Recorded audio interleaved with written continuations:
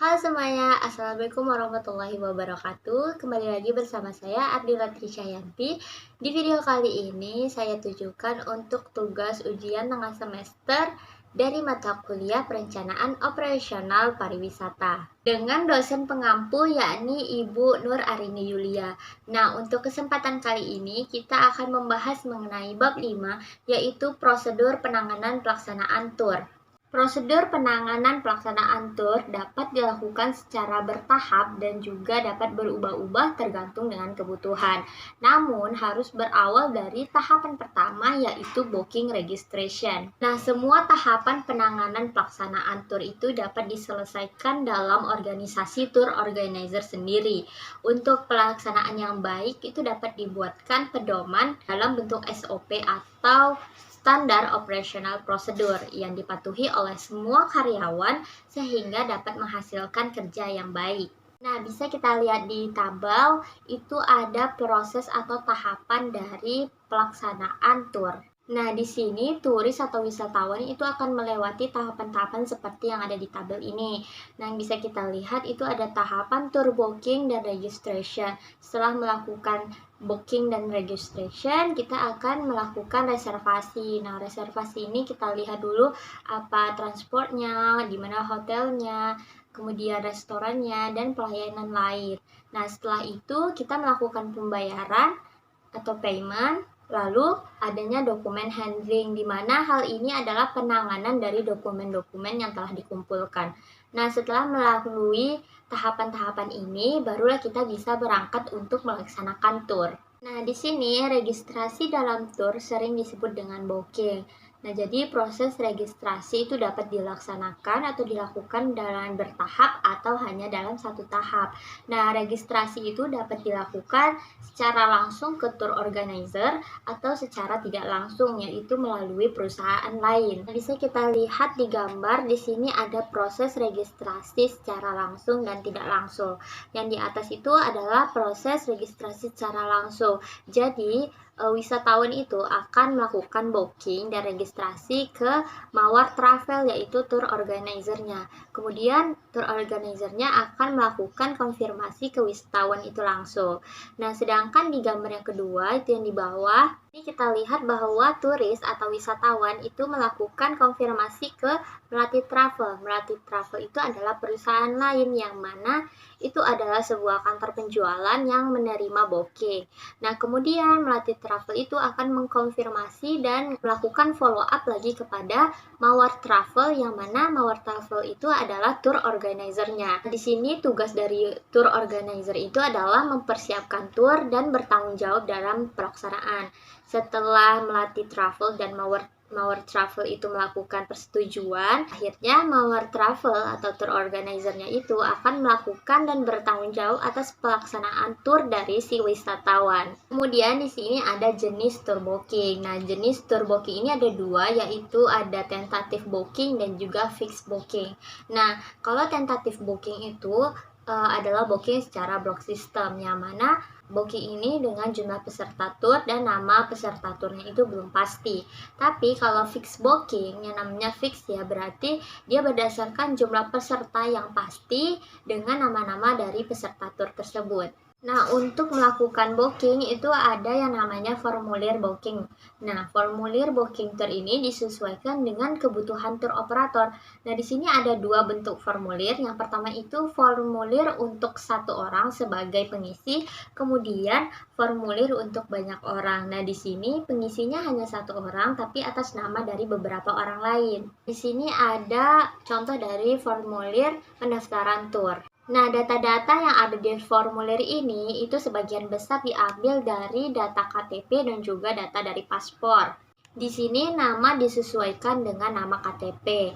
Nah, untuk tujuan Timur Tengah termasuk dari Saudi Arabia itu diwajibkan memiliki nama 3 suku kata. Misalnya nih di KTP namanya Mira. Jadi di paspor karena dia akan pergi ke Saudi Arabia, namanya menjadi Mira Agus Wicaksono. Jadi Agusnya itu diambil dari nama suaminya dan Wicaksono diambil dari nama ayahnya. Untuk pengisian formulir booking group, nah itu sebaiknya dilengkapi dengan rooming list. list dan tour participant list. Nah, di sini ada gambar yang di atas itu adalah rooming list dan yang di bawah itu adalah participant list. Di rooming list itu pastinya ada name of tour juga. Terus di sini ada total pack, jadi ada berapa orang. Kemudian di sini berapa orang yang single dan berapa orang yang twin. Nah, di sini ada contohnya Susilo ya. Dia single, jadi kita tulis single. Nah, di sini ada Hasan Amin dan Siti Hasanah. Nah, Hasan dan Siti itu berpasangan, jadi kita tulis twin. Nah, di participant list, di sini ada tour participant list, terus name of tour sama kayak yang rooming list, kemudian ada total pack juga. Nah, di sini ada berapa laki-laki dan berapa perempuan. Nah, contohnya di sini ada tulisannya Susilo, dia laki-laki, kita masukkan ke kolom yang male atau yang laki-laki. Kemudian di sini ada Siti Hasanah, kita masukkan ke female atau ke tempat kolom perempuan. Nah, data-data yang terekam dari booking dan registrasi itu akan diteruskan menjadi sumber referensi bagi seluruh laporan kegiatan tour, kemudian untuk service order atau request order, lalu untuk formulir instruksi tour, formulir reservasi tour, dan juga formulir aplikasi dan booking tour. Untuk data yang paling umum yang diperlukan dalam registrasi itu dia ada register number yang ditulis dengan kode, hal itu untuk memudahkan pencarian. Kemudian ada personal data, jadi semua data dari peserta tour itu akan dijadikan sebagai keperluan pelaksanaan perjalanan. Kemudian ada tour component, yaitu yang menyangkut komponen paket wisata. Kemudian ada tour payment, yaitu prosedur penyelesaian pembayaran, jenisnya, dan juga kondisi pembayaran. Kemudian ada remake atau special attention, yaitu di mana tour organizer itu dapat memberikan kepuasan kepada wisatawan. Kemudian yang terakhir itu ada processing, yaitu proses pada tour organizer, atau bisa juga proses lain yang ada kaitannya dengan proses tour organizer itu. Setelah proses booking registration tour itu adalah proses reservasi untuk fasilitas komponen paket wisata. Komponen paket wisata ini berada di luar dari perusahaan tour organizer. Nah, jadi komponen paket wisata itu dapat menimbulkan masalah, yaitu resiko keuangan bagi tour organizer. Nah, jadi untuk mengurangi resiko keuangan tersebut, banyak tour organizer yang memungut pembayaran tour itu setelah selesai proses dari tahapan booking registration. Di sini ada dua bentuk pembayaran tour. Yang pertama ada pembayaran full dan yang kedua ada pembayaran dicicil. Untuk pembayaran penuh atau full advance payment itu seluruhnya dilunasi sebelum tour berjalan. Kalau pembayaran dicicil atau installment payment, pembayarannya itu bisa dilakukan dibayar di muka pada saat booking, kemudian pas saat reservasi dibayar lagi cicilannya, kemudian yang terakhir itu adalah di saat waktu tour mau berjalan. Jadi seluruh pembayaran telah selesai atau lunas. Reservasi itu merupakan sebuah proses yang dilakukan oleh tour organizer untuk memenuhi semua permintaan wisatawan terhadap seluruh kelengkapan produk paket wisata. Nah, hari ini pula yang perlu catat bahwa reservasi itu merupakan penyiapan awal, yang artinya sebelum ada kepastian produk dibeli, maka reservasi itu bisa dirubah. Nah, dalam penanganan pelaksanaan paket wisata, di sini ada dua bentuk reservasi, yaitu ada mechanic reservation dan juga tour reservation. Kalau mechanic reservation itu adalah paket wisata yang dilakukan sebelum paket wisatanya itu dibeli. Jadi ini bisa disebut dengan persiapan pembentukan produk paket wisata. Kalau tour reservation itu adalah paket wisata yang sudah dibeli oleh wisatawan. Jadi pada hakikatnya itu tour reservation merupakan koreksi dari mechanic reservation. Nah, jadi di sini ada gambar yang menghubungkan antara wisatawan, tour organizer, dan juga pemasok fasilitas atau penyedia komponen paket wisata. Jadi tour organizer itu akan memasarkan paket wisata kepada wisatawan. Lalu si pemasok fasilitas itu akan memberikan booking registrasi paket wisata ke tour organizer. Lalu tour organizer akan melakukan reservasi fasilitas paket wisata ke pemasok fasilitas.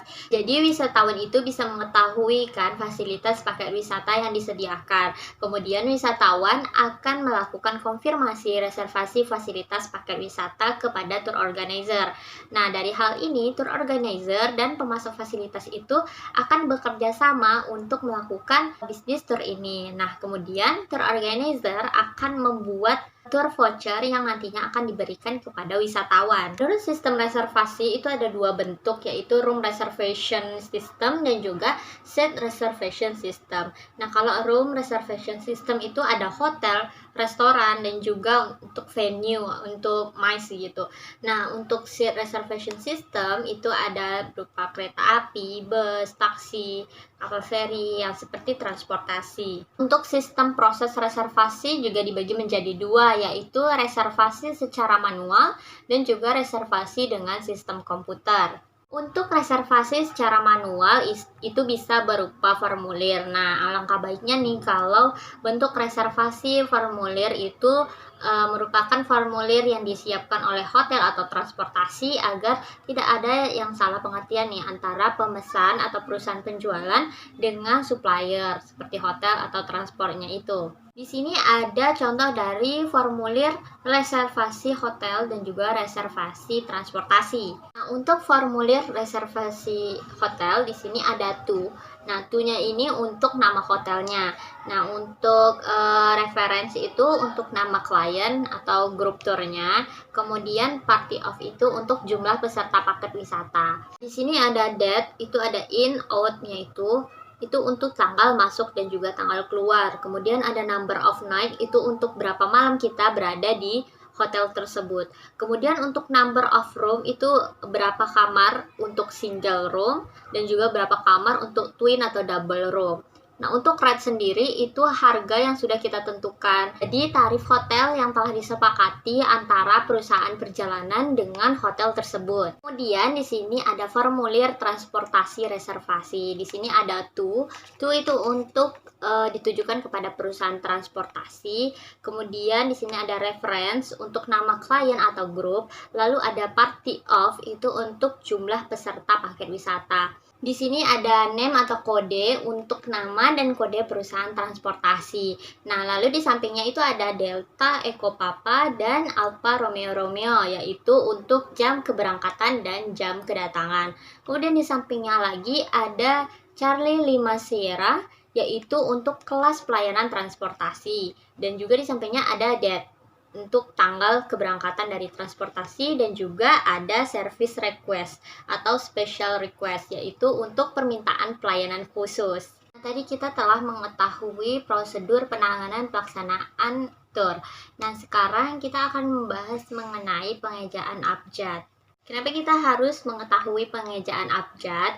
Nah, karena untuk beberapa kondisi dalam reservasi itu terkadang kita harus memperjelas pengejaan atau spelling dari huruf abjadnya.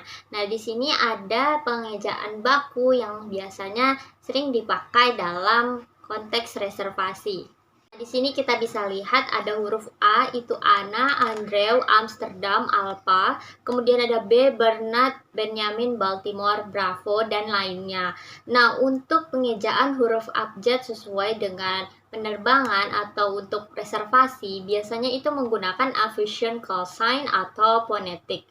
Nah, seperti Alpha, Bravo, Charlie, Delta, Echo, Phosphor, Golf, dan juga yang lainnya. Sekian pembahasan kita mengenai prosedur penanganan pelaksanaan tour. Semoga video ini bermanfaat. Kurang dan lebihnya saya mohon maaf karena di sini saya juga masih dalam proses belajar.